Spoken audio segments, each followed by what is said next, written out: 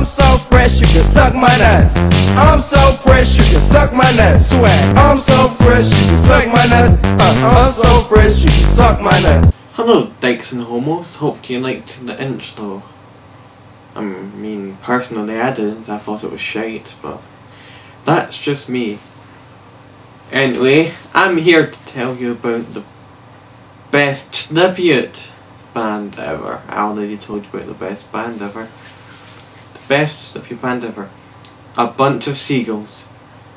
A flock of seagulls cover band. Covering perhaps one of the best bands of the 80s ever. Except for Def Leppard. I am their singer. Ben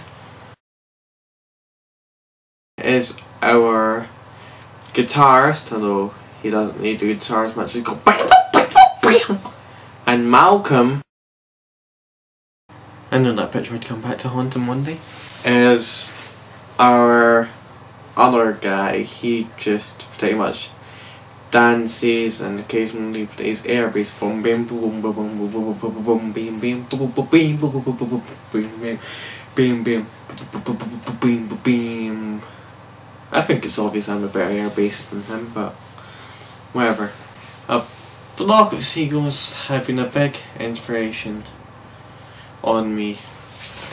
Right now, I'm taking my trousers off.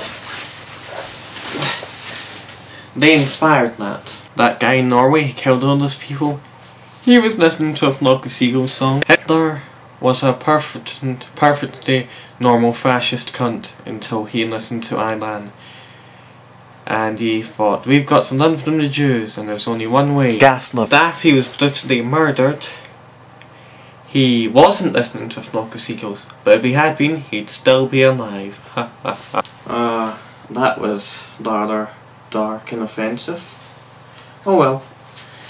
I'm also part of a Bee Gees cover band called the He She's. Can't believe I thought I could do this for a living. So, hope you've enjoyed this shitty vlog.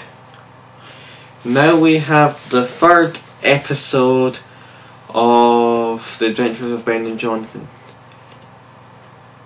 I can't remember what it's called, but you know, the series is so innovative and groundbreaking. The BBC, whatever they have to do with YouTube, were just begging us to make more, so here it is.